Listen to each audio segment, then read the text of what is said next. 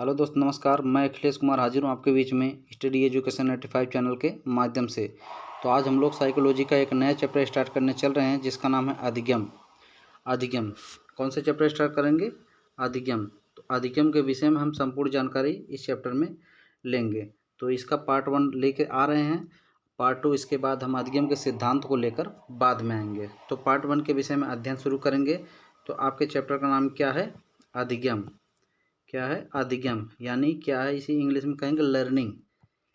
क्या है? लर्निंग। ध्यान रखिए, इस चैप्टर को हम शुरू करते हैं। यदि आप हमारे चैनल को सब्सक्राइब नहीं करें, सब्सक्राइब कर लें, लाइक कर दें, शेयर कर दें तथा कमेंट करके अपना फीडबैक ज़रूर दें। तो चलिए कक्षा को प्रारंभ करते हैं बिना टाइम वेस्ट किए। तो आगे का शुरू करते हैं। तो कक्षा शुरू करने से पहले आप ध्यान दीजिए, अधिगम और अधिगम के सिद्धांत। अधिगम और अधिगम के सिद्धांत की संपूर्ण जानकारी हम शुरू कर रहे हैं। तो अधिगम और अधिगम के सिद्धांत। अधिगम का अर्थ होता है सीखना, यानी व्यवहार में वांछित परिवर्तन ही अधिगम है। क्या है? व्यवहार में वांछित परिवर्तन अधिगम है। क्या है? अधिगम है। कैसा? व्यवहार में वांछित परिवर्तन अधिगम। इसके लिए ये 2 बुकें आपको ध्यान रखना है जो बार बार परीक्षा में पूछी जाती हैं। तो पहली बुक है थ्योरी ऑफ लर्निंग, एक इसकी बुक है। तो यहाँ ध्यान रखना, इसको नोट कर लीजिए। ये हिलगार्ड महोदय जी की है। किसकी? हिलगार्ड महोदय जी की है। इसमें इन्होंने बताया कि अधिगम ऐसी प्रक्रिया है जिसके द्वारा क्रिया प्रारंभ होती है। अधिगम ऐसी प्रक्रिया है जिसके द्वारा क्रिया प्रारंभ होती है। अगली बुक है साइकोलॉजी ऑफ टीचिंग। ये बुक है उनकी, स्मिथ जी की। किसकी है? स्मिथ की। ध्यान रखिए, ये भी पुस्तक, इस पुस्तक में इन्होंने बताया कि अधिगम में प्रक्रिया के चालन एवं लक्ष्य के अवरोधन की आवश्यकता होती है। यानी फिर से सुन लीजिए, मतलब अधिगम में प्रक्रिया में चालन एवं लक्ष्य के अवरोधन होना आवश्यक है। तो चलिए ये दोनों बुकें आपको याद रखना है। तो आगे बढ़ते हैं। आगे आपको अधिगम के कुल कितने सोपान? अधिगम के 8 सोपान। अधिगम के 8 सोपान की चर्चा किसने किया है? उस व्यक्ति का नाम है, बहुत ही फेमस व्यक्ति है, उस व्यक्ति का नाम है थॉर्नडाइक। कौन है? थॉर्नडाइक हैं। इन्होंने कुल अधिगम के कितने प्रकार के सोपान की बात की? 8 प्रकार के सोपान की बात कही गई है। हम 8 का नाम यहाँ लिख दे रहे हैं, आपको याद करना है क्योंकि 8 आपके परीक्षा के लिहाज से महत्वपूर्ण है। तो पहला सोपान है आवश्यकता। क्या है? आवश्यकता। नोट भी साथ साथ करते चलिए। पहला आवश्यकता। दूसरा आपका लक्ष्य। दूसरा आपका है लक्ष्य, यानी आवश्यकता होगी तो लक्ष्य की तरफ आप भागेंगे। तीसरा है तत्परता। क्या है? तीसरा तत्परता है। चौथा आपका है वातावरण। चौथा आपका है वातावरण। चौथा वातावरण है। पांचवा सोपान है अनुक्रिया। पांचवा सोपान है अनुक्रिया। छठा सोपान हो जाएगा समायोजन। क्या हो जाएगा? समायोजन। और सातवां सोपान है व्यवहार में परिवर्तन यानी परिणाम। सातवां क्या हो जाएगा? परिणाम। आठवां हो जाएगा आपका अस्थायीकरण। आठवां क्या हो जाएगा? अस्थायीकरण। थॉर्नडाइक ने इन्हीं 8 प्रकार के सोपानों की बात किया। पहले उन्होंने कहा आवश्यकता, यानी जब किसी चीज़ की आवश्यकता होगी तो सीखने के लिए आप प्रेरित होंगे, आपके लक्ष्य की तरफ अग्रसर भी होंगे खासकर, और आपके अंदर यह तत्परता है तभी आपको सिखाया जा सकता है। और प्लस वातावरण अच्छा हो तभी आप सीख पाएंगे। अनुक्रिया, यानी आपके अंदर जब अनुक्रिया उत्पन्न कराई जाएगी तभी आप सीखने के लिए तत्पर होंगे। अगला कह रहा है समायोजन, यानी समायोजन करने की आप में क्षमता रहेगी तभी तो सीख पाएंगे किसी चीज़ को। परिणाम, अंत में परिणाम प्राप्त होता है। फिर अस्थायी परिवर्तन हो जाता है, यानी वो ज्ञान आपके लिए अस्थायी हो जाता है। इस 8 सोपानों में इन्होंने अधिगम सिखाने का प्रयास किया है। तो इसको ध्यान रखिए, आपसे क्रम बना के क्रम से भी पूछा जा सकता है। तो चलिए टाइम वेस्ट न करते हुए आपको आगे ले चलते हैं। तो अगला हो जाएगा अधिगम की कुछ परिभाषाओं के बारे में जानेंगे। अधिगम कहते किसे हैं, यानी सीखना क्या है? सीखना क्या है, परिभाषा जान लीजिए, इसके बाद इसकी विशेषता के विषय में जानते हैं। तो हिलगार्ड महोदय ने क्या कहा? हिलगार्ड महोदय की परिभाषा लिखिए। नवीन परिस्थितियों में इन्होंने क्या कहा? नवीन साथ साथ मेरे नोट्स लिख करते चलिए। नवीन परिस्थितियों में अपने आप को, किसको? अपने आप को, नवीन परिस्थितियों में अपने आप को अनुकूलित करना अधिगम है। अनुकूलित करना अधिगम है, करना अधिगम है। साथ साथ नोट करते चलिए। मतलब नवीन परिस्थितियों में अपने आप को अनुकूलित करना अधिगम है, किसने कहा है? यानी हिलगार्ड ने। यानी किसी नई परिस्थिति में यदि आप अपने को ढाल ले रहे हैं, उसमें आप ढल जा रहे हैं, तो आप ऑटोमेटिक ऐसा माना जाता है कि आप अधिगम कर रहे हैं, क्योंकि आप तभी उसमें ढलेंगे जब आपकी इच्छा होगी उसमें। यानी आप अधिगम कर रहे हैं, यानी उसमें सीखने की आप इच्छा जता रहे हैं। तो दूसरी परिभाषा वुडवर्थ जी ने क्या कहा? सीखना विकास की प्रक्रिया है। सीखना विकास की प्रक्रिया है। क्या है? सीखना विकास की प्रक्रिया है। ध्यान रखिए, किसने कहा है? वुडवर्थ जी ने। क्या कहा? सीखना विकास की प्रक्रिया है, या किसने माना? वुडवर्थ जी ने माना। ये दोनों परिभाषाएं ध्यान रखिए, परीक्षा में पूछे जा चुके हैं, सब अच्छी परिभाषा हैं। अगली परिभाषा की तरफ आपको लेके चलते हैं। तो अगली परिभाषा हो जाए Crow and Crow. Crow and Crow ji क्या कहते हैं? ध्यान रखिए। आदत, ज्ञान एवं आवृत्तियों का अर्जन करना अधिगम है। क्या इन्होंने कहा? आदत, ध्यान रखिए, आदत ज्ञान अभिवृत्तियों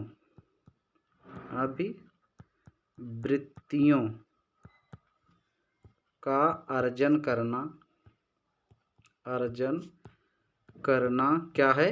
अधिगम है। ध्यान रखिए, इन्होंने क्या कहा? आदत, ज्ञान, आवृत्ति, यानी किसी चीज़ की आदत आपको पड़ गई, या किसी चीज़ को आपने सीखने की चेष्टा आ गई आपके अंदर, ज्ञान, हमें ये चाहिए ज्ञान, या आवृत्ति, आपके व्यवहार में कुछ परिवर्तन आ गया, तो इन सब का अर्जन यदि आपके अंदर हो गया तो ऐसा माना जाता है कि आप अधिगम कर रहे हैं, आप कुछ सीख रहे हैं।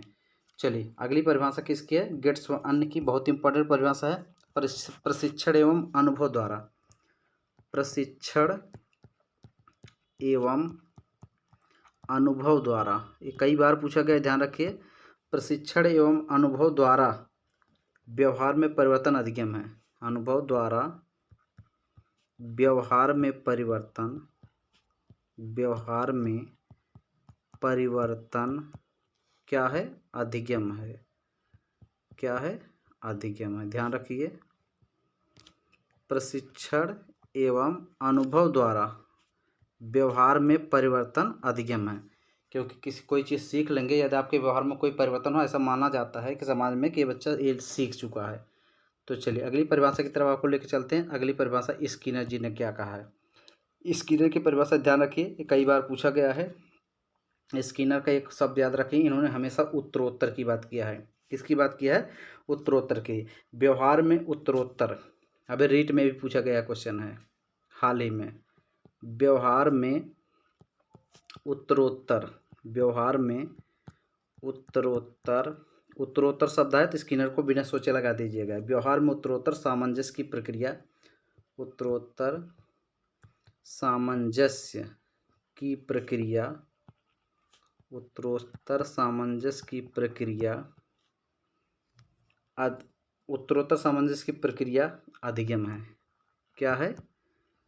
अधिगम है।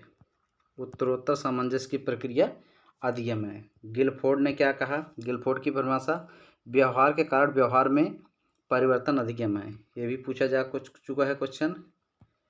व्यवहार के कारण व्यवहार में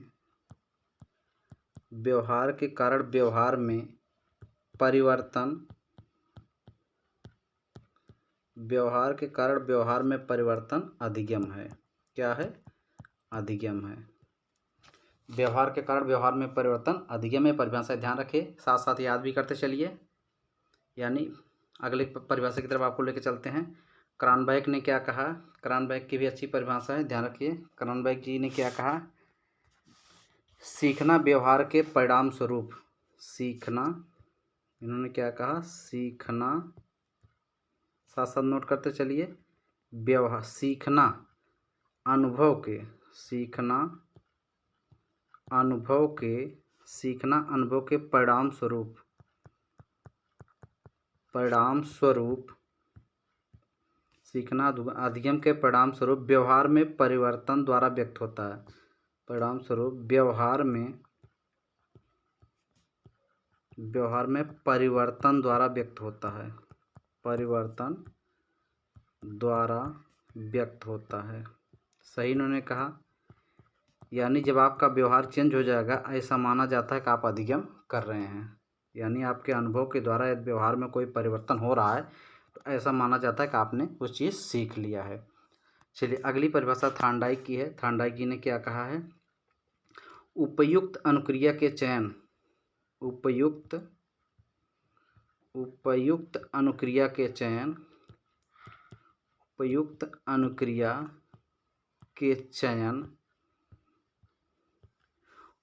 अनुक्रिया के चयन व उत्तेजना से जोड़ने को अधिगम कहते हैं। व उत्तेजना से, हम यहाँ बोल देना पेज खत्म हो गया, से जोड़ने को अधिगम कहते हैं। नोट कर लीजिए, उपयुक्त अनुक्रिया के चयन व उत्तेजना से जोड़ने को अधिगम कहते हैं। आप आशा करते हैं नोट कर लिए होंगे। चलिए आगे बढ़ते हैं। आगे ध्यान रखिए पावलोव जी ने क्या कहा है। पावलोव की परिभाषा याद रखिए। पावलोव जी ने बहुत अच्छी परिभाषा किया है। अनुकूलित, क्या कहा है? अनुकूलित, नोट करिए, अनुकूलित क्रिया के परिणाम स्वरूप अनुकूलित क्रिया के परिणाम स्वरूप आदत का निर्माण अधिगम है। आदत का निर्माण अधिगम है। क्या है? अधिगम। प्रयास कर रहा हूँ आपको वीडियो प्रोवाइड कराने की, इसलिए मोबाइल से ही वीडियो शूट कर रहे हैं। तो अगर कोई भी त्रुटियाँ रह गई हैं तो उसके लिए माफ़ी चाहेंगे। वैसे कोशिश करेंगे कि हम आपको त्रुटिहीन मैटर प्रोवाइड कराने की। तो अधिगम की कुछ विशेषताओं के विषय में आगे हम बढ़ते हैं। अधिगम की कुछ महत्वपूर्ण विशेषताएं हैं, उस पर लेकर आपको चलते हैं। तो अधिगम की कुछ महत्वपूर्ण विशेषताएं ध्यान रखिए। तो पहला अधिगम की विशेषता क्या कह रहा है? अधिगम जीवन पर्यंत चलने वाली प्रक्रिया है। यानी आदमी कहाँ से सीखता है? जीवन पर्यंत, यानी जन्म से लेकर आप मृत्यु के जब तक आदमी मर नहीं जाता तब तक कुछ न कुछ सीखता रहता है। यह कौन कहता है? अधिगम के अनुसार यह है। चलिए अगली परिभाषा अगली देखते हैं। अधिगम आज्ञा में एक परिवर्तन है। यानी अधिगम आज्ञा में एक परिवर्तन है। अगला कह रहा है अधिगम सार्वभौमिक प्रक्रिया है। सही है, अधिगम कहीं भी सीखा जा सकता है। अधिगम व्यक्तिगत एवं सामाजिक दोनों होता है, इंपॉर्टेंट रखिए। सीखना सकारात्मक नकारात्मक हो, बाद में सीखना पॉजिटिव भी सीख सकता है और नेगेटिव भी सीख सकता है, क्योंकि कोई चीज़ सीखकर उसका दुरुपयोग करता है, कोई चीज़ सीखकर उसका सदुपयोग करता है। ध्यान रखिए। अगला कह रहा सीखना उद्देश्यपूर्ण है, इस पर मैस्लो ने सर्वाधिक बल दिया है। सीखना उद्देश्यपूर्ण होता है, इस पर मैस्लो जी ने क्या किया है? सर्वाधिक बल दिया। मैस्लो कौन सिद्धांत है? मैस्लो का मांग का सिद्धांत है। किसका? मांग का सिद्धांत। सीखना विवेकपूर्ण प्रक्रिया है। सही है, सीखना विवेकपूर्ण प्रक्रिया है। चलिए आगे बढ़ते हैं। अगली विशेषता, सीखना उद्दीपक तथा अनुक्रिया के मध्य संबंध स्थापित करने वाली प्रक्रिया है। ध्यान रखिए। अगला विशेषता का अधिगम ज्ञानात्मक, भावात्मक व क्रियात्मक प्रक्रिया है। अधिगम समायोजन प्रक्रिया, यानी किसी चीज़ में आप संयोजन कर रहे हैं तो अधिगम कर रहे हैं। अधिगम प्रक्रिया है, न कि परिणाम। ध्यान रखिए, अधिगम आप सीख रहे हैं, परिणाम नहीं। वो तो अधिगम करने के बाद आपका परिणाम प्राप्त होता है। सीखना नया कार्य एवं अनुभव का संगठन है। अगली परिभाषा, अधिगम अनुभव द्वारा अर्थ निर्माण की प्रक्रिया है। अधिगम अनुभव द्वारा क्या है? अर्थ निर्माण की प्रक्रिया है। अगली विशेषता की तरफ आपको लेकर चलते हैं। अगली विशेषता ध्यान रखिए, अच्छी विशेषता। अगली, अधिगम को प्रभावित करने वाले कारक। अधिगम को प्रभावित करने वाले कारक ध्यान रखिए कौन कौन हो सकते हैं जिसके माध्यम से अधिगम प्रभावित हो सकता है। यानी सीखने में या तो उसका सकारात्मक परिणाम प्राप्त हो सकता है या तो नकारात्मक परिणाम प्राप्त हो सकता है। तो उसके विषय में देखते हैं। पहला कह रहा है अप्रेरणा। वास्तव में अप्रेरणा एक ऐसा तथ्य है, यदि आप स्वयं सीखने के लिए स्वयं तत्पर नहीं हो तो आपको कोई सिखा नहीं सकता। यानी किसी चीज़ को अगर वो सीखने के लिए तत्पर नहीं हो रहा, अगर उसको बार बार मोटिवेशन किया जाए, यानी उसको मोटिवेट किया जाए, सीखने के लिए तत्पर हो सकता है। यानी प्रेरणा सबसे महत्वपूर्ण कारक है। दूसरी, इच्छा शक्ति। यानी अगर जो सीखना चाहता है उसके अंदर, अगर न चाहता हो उसके अंदर अगर उसकी इच्छा शक्ति को जगाया जाए तो सीखने के लिए तत्पर हो सकता है। तीसरी परिपक्वता, यानी आदमी सीखने के लिए अगर परिपक्व है तो आसानी से अधिगम हो सकता है। शारीरिक व मानसिक स्वास्थ्य, यदि किसी व्यक्ति का शारीरिक व मानसिक स्वास्थ्य अच्छा नहीं है तो सीख नहीं पाएगा। शारीरिक व मानसिक स्वास्थ्य अच्छा है तो सीखने में उसकी रुचि लगेगी। अगला कह परिपक्वता, 2 बार हो गया है, ध्यान दीजिए। स्मृति, यानी आपकी मेमोरी ठीक ठाक है, यानी मेमोरी अच्छी है, याद करने की क्षमता ठीक है तो आप सीखने में आपकी रुचियाँ बढ़ेंगी, अन्यथा रुचि नहीं लगेगी। तो रुचि, किसी चीज़ को सीखने के लिए रुचि भी एक महत्वपूर्ण कारक है। यदि रुचि नहीं तो कोई कुछ भी कर ले, आप सीख नहीं सकते।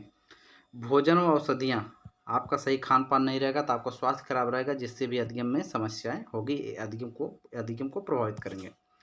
तो अगला क्वेश्चन, अगला विशेषता है कि संवेदना व प्रत्यक्षीकरण। संवेदना व प्रत्यक्षीकरण से भी अधिगम प्रभावित होता है।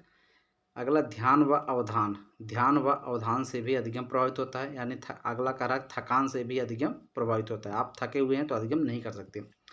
यदि कह रहा है अगला जीवन का उद्देश्य, यदि आपके जीवन का कोई लक्ष्य नहीं है तो आप सीखने के लिए तत्पर नहीं होंगे, क्योंकि आपका स्वयं का लक्ष्य कोई क्लियर नहीं है। यदि आपका लक्ष्य क्लियर है आप सीखने के लिए अपने आप तत्पर रहेंगे।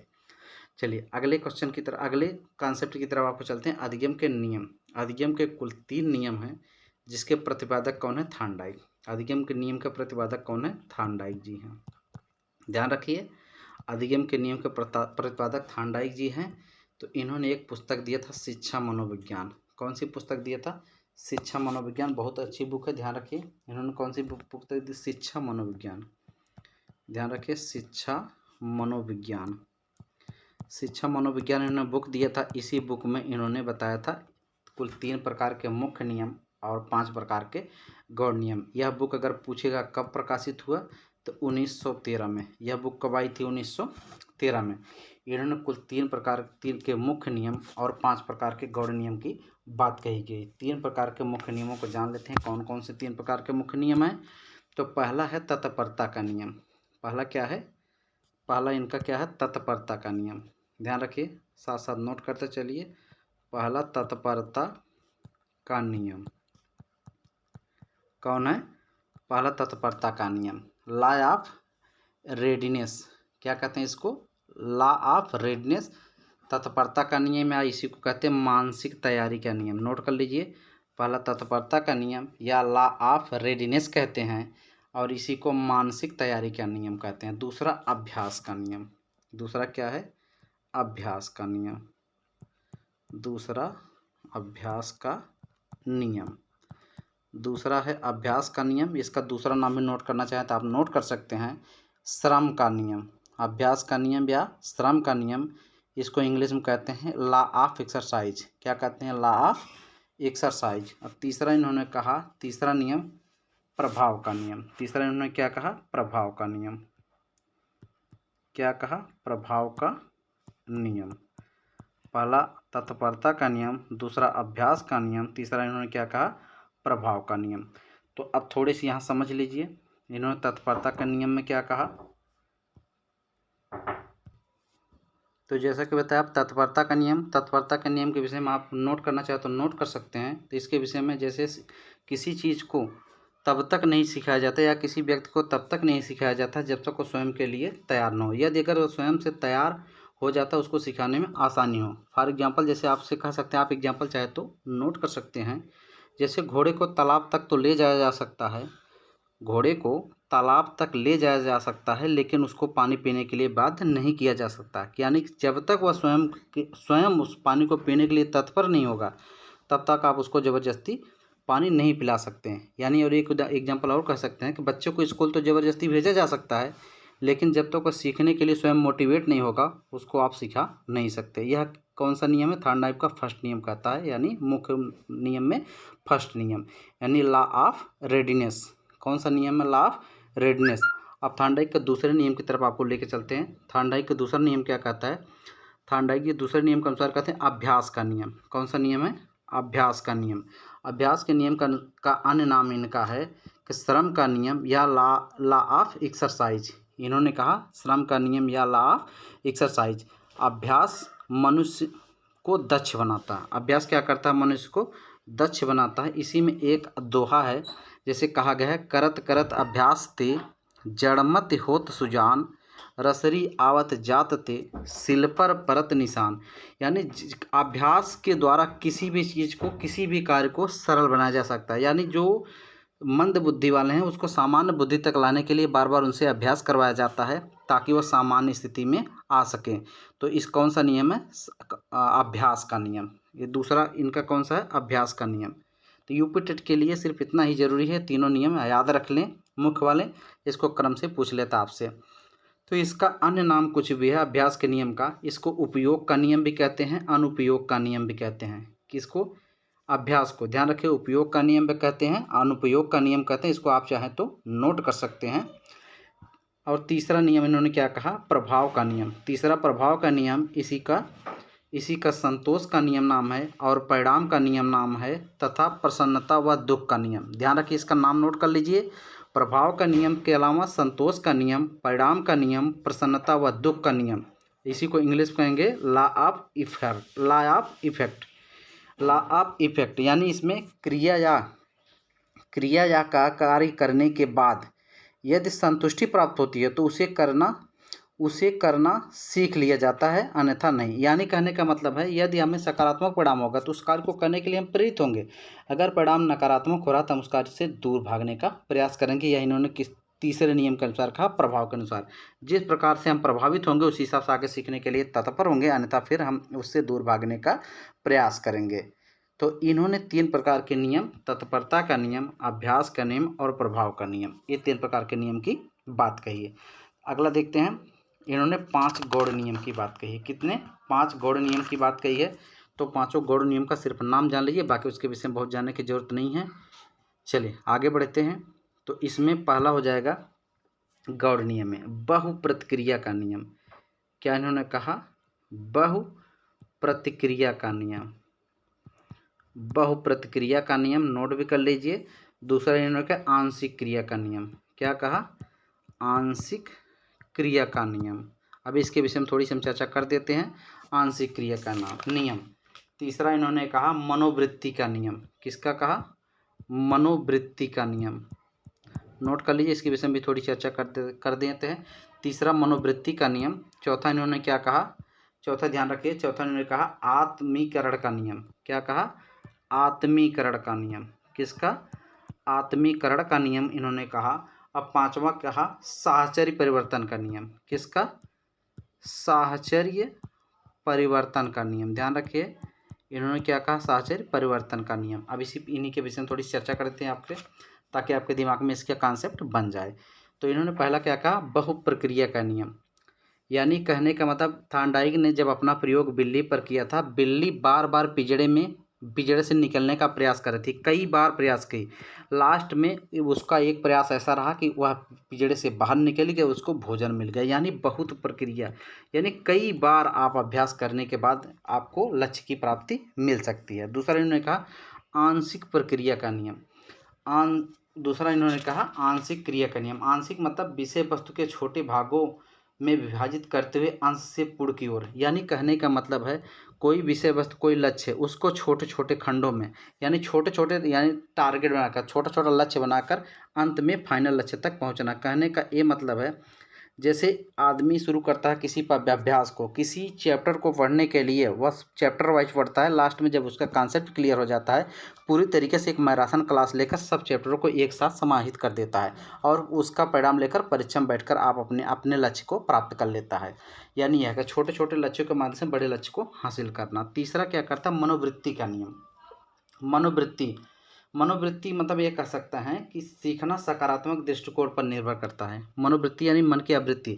यदि आप सकारात्मक परिणाम आपको प्राप्त होगा, सीखने के लिए प्रेरित होंगे। अगर परिणाम नकारात्मक होगा, आप सीखने के लिए प्रेरित नहीं होंगे। यह तीसरा इन्होंने गौड़ नियम के अनुसार कहा। चौथा आत्मसातीकरण। क्या कहा? आत्मीकरण। Law of assimilation. यानी यह कहता है कि आत्मसातीकरण, यदि आप पूर्व ज्ञान से कुछ आधारित ज्ञान है, यदि आप पूर्व से कुछ चीज़ जानते हैं, सीखने के लिए आपको बड़ी आसानी होगी, आप उसमें रुचि भी लेंगे। यानी यही कहता है आत्मसातीकरण, पूर्व ज्ञान के आधार पर सीखना। अब पांचवा इन्होंने क्या कहा? साहचर्य परिवर्तन का नियम। साहचर्य परिवर्तन यानी किसी एक परिस्थिति में किए गए कार्य को उसी के समान दूसरी परिस्थिति में दोहराना, यानी कोई कार्य आप सीख लिए उसी के समान किसी दूसरी परिस्थिति में दोहराना इस नियम के अनुसार संभव हो पाता है।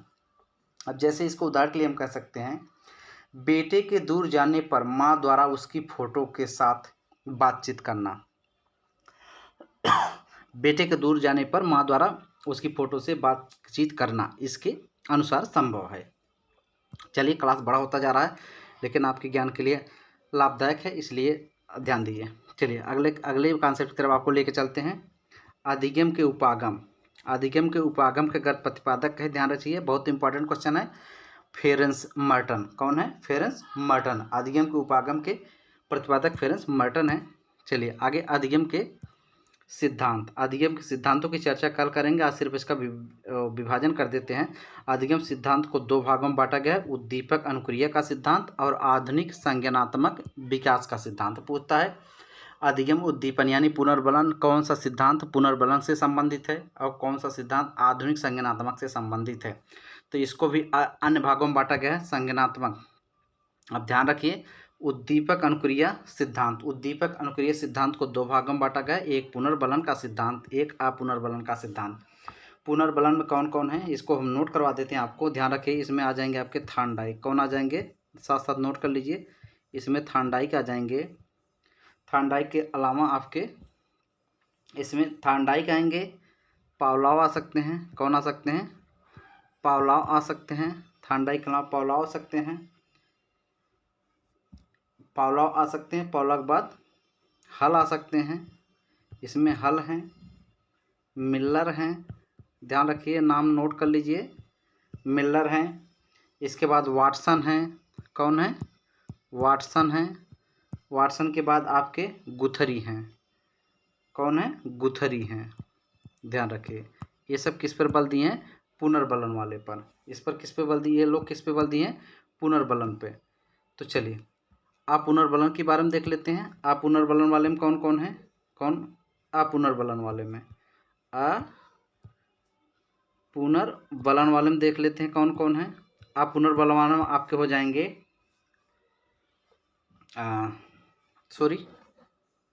अपुनर्बलन वाले में, एक मिनट दोस्त, हम इसमें पुनर्बलन अपुनर्बलन दोनों जोड़ दिए हैं। तो आपसे बता दें, पुनर्बलन और अपुनर्बलन वाले कौन कौन है। अपुनर्बलन वाले आपके हैं वाटसन है, गुथरी हैं, वाटसन है और एक गुथरी, ये अपुनर्बलन वाले हैं। बाकी ये सब पुनर्बलन वाले हैं। ध्यान रखिए, इसी में आप नोट कर लीजिए कैटेगराइज करके। लेकिन ध्यान रखिए, ये लोग उद्दीपक अनुक्रिया वाले हैं मुख्य रूप से। बाकी पुनर्बलन अपुनर्बलन आप नहीं याद रहेगा फिर भी चलेगा, लेकिन ये सब ध्यान रखना है। चलिए आगे बढ़ते हैं, आगे की तरफ आपको लेके चलते हैं। पुनर्बलन में एक व्यक्ति को और नोट कर सकते हैं। पुनर्बलन में स्किनर जी को नोट कर सकते हैं, जो कि इम्पॉर्टेंट है। पुनर्बलन में स्किनर भी आ जाएंगे, ठीक है। चलिए आगे बढ़ते हैं, माफी चाहूँगा। चलिए आगे बढ़ते हैं, आगे की तरफ आपको लेके चलते हैं। एक मिनट दोस्त, अगला हो जाएगा आपका आधुनिक संज्ञानात्मक सिद्धांत। कौन सा हो जाएगा? आधुनिक संज्ञानात्मक सिद्धांत। इसकी तरफ लेके चलते हैं आपको। आधुनिक संज्ञानात्मक सिद्धांत के अंतर्गत कौन कौन आएंगे? ध्यान रखिए, आधुनिक संज्ञानात्मक को भी दो भागों में बांटा गया है। एक हो जाएगा क्लासिकल संज्ञानात्मक। क्या हो जाएगा? क्लासिकल संज्ञानात्मक। दूसरा आपका हो जाएगा आधुनिक संज्ञानात्मक। क्या हो जाएगा? आधुनिक संज्ञानात्मक। एक क्लासिकल संज्ञानात्मक हो जाएगा, दूसरा आधुनिक संज्ञानात्मक हो जाएगा। इसके अंतर्गत कौन कौन शामिल है और इसके अंतर्गत कौन कौन शामिल है तो आपको नोट करवाते हैं। इसके अंतर्गत विदाइमर। कौन है? ध्यान रखिए, वर्दीमर। कौन है? वर्दीमर हैं। ध्यान रखिए, वर्दीमर हैं, कोहलर हैं, वर्दीमर हैं, कोहलर हैं, कोप्ता हैं। कौन है? कोक्ता हैं। वर्दीमर, कोहलर, कोक्ता। पियाजे हैं। कौन है? पियाजे हैं। टालमैन है। कौन है? टालमैन। ध्यान रखिए, एक इसके अंतर्गत हैं, ये आपके क्लासिकल संज्ञानात्मक सिद्धांत के अंतर्गत हैं। क्लासिकल संज्ञानात्मक सिद्धांत के अंतर्गत हैं। अब इसके अंतर्गत आधुनिक संज्ञानात्मक सिद्धांत के अंतर्गत कौन कौन आ जाएंगे? इसके लिए एक अगला पेज लेते हैं। इसके अंतर्गत आ जाएंगे आपके, इसके अंतर्गत आपके आ जाएंगे आसुबेल। कौन आ जाएंगे? आसुबेल आएंगे, ध्यान रखिए, एकदम सब इम्पॉर्टेंट है, लिखने में थोड़ा चाहे जो भी हो। आसबिल हैं आ जाएंगे, ब्रूनर आ जाएंगे, सब क्वेश्चन पूछे गए हैं। बंडूरा आ जाएंगे, कौन आएंगे? बंडूरा आ जाएंगे। बंडूरा के बाद वेल्स आ जाएंगे। वेल्स के बाद अगला आ जाएंगे पिंडरा, कौन आ जाएंगे? पिंडरा। ये सब किसके संबंधित है? आधुनिक संज्ञानात्मक विकास से संबंधित है। अगले वीडियो में आपको संज्ञान मतलब इस सबके सिद्धांतों के एक एक चर्चा करेंगे, जो कि ये सिद्धांत आपको नोट करवाए हैं। तो इसी तरीके से अच्छे अच्छे वीडियो पाने के लिए चैनल को लाइक करें, सब्सक्राइब करें, शेयर करें तथा कमेंट्स करके अपना फीडबैक जरूर दें। वीडियो को अंत तक देखें और साथ साथ नोट्स बनाएं। आज के लिए बस इतना ही। धन्यवाद। आपका दिन मंगलमय हो।